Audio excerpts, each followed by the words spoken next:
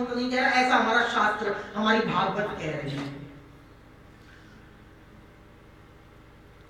84 लाख योनियां हैं। कितनी योनियां हैं? कुत्ता, बिल्ली, ऊंट, गधा, शुअर, कितने तो तुमने देखे और कितने जीव तुमने देखे भी नहीं। हजारों तुमने देखे हैं और कई ऐसे जिनका सुना है, देखा नहीं, और कई ऐसे जिनका सुना भी नहीं। तो कुल जो 84 लाख योनियां हैं, उन 84 लाख योनियों के अंदर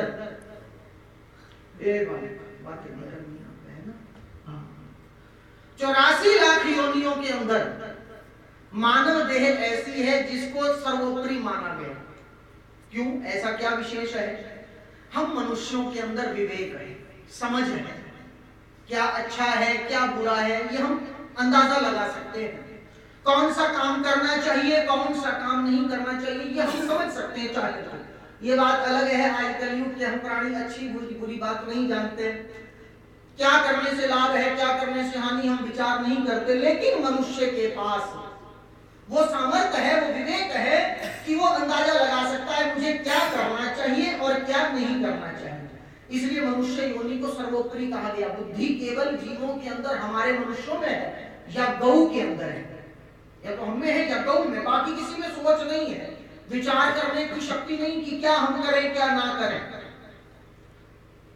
और इसीलिए देवता लोग भी मेरी माताओं भाइयों तरसते हैं।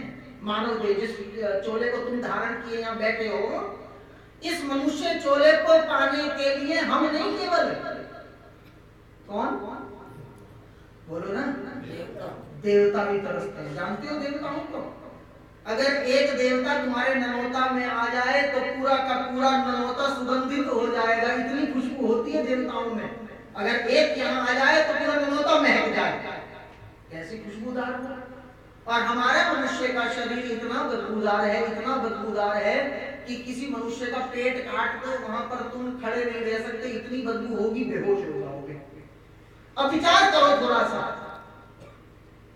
देवताओं का शरीर सुगंध से भरा है, हमारा और तुम्हारा शरीर बदबू और गंदगी से भरा है। फिर भी देवता क्या कह रहे हैं कि कभी हमें मानव बना दो, कभी हमें मनुष्य बना दो। क्यों?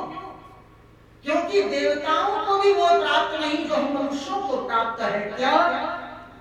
कलयुग केवल नाम आधारा और सुमर सुमर नर पुत्र ही प्राप्त हो। देवताओं को भी नहीं मिला, वो हमें और तुम्हें भगवान ने इस मानव को केवल दिया है।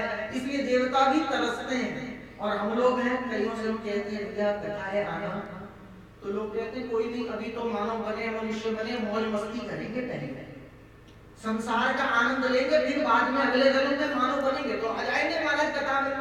लेकिन जितने भी बैठे हो, एक बात ध्यान रखना, शास्त्र की बात है, मेरी बात नहीं है। 4 युग होते हैं।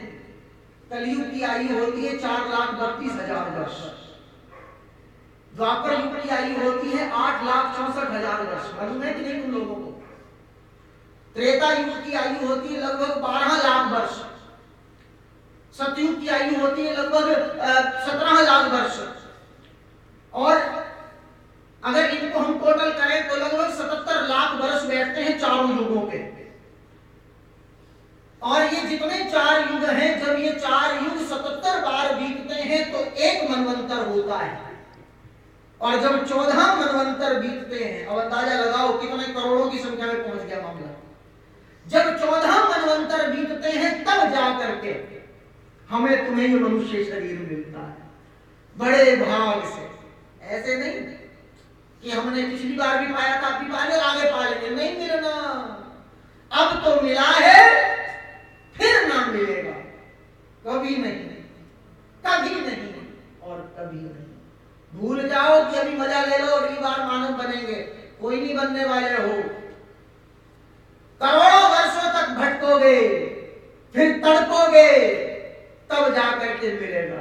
अगर दोबारा भटकना है तो तुम्हारी मर्जी है, और अगर इस भटकाव से बचना है तो समझ जाओ इस मानव देह के राज को। थोड़ी सी बात बता दूं, सुन लोगे?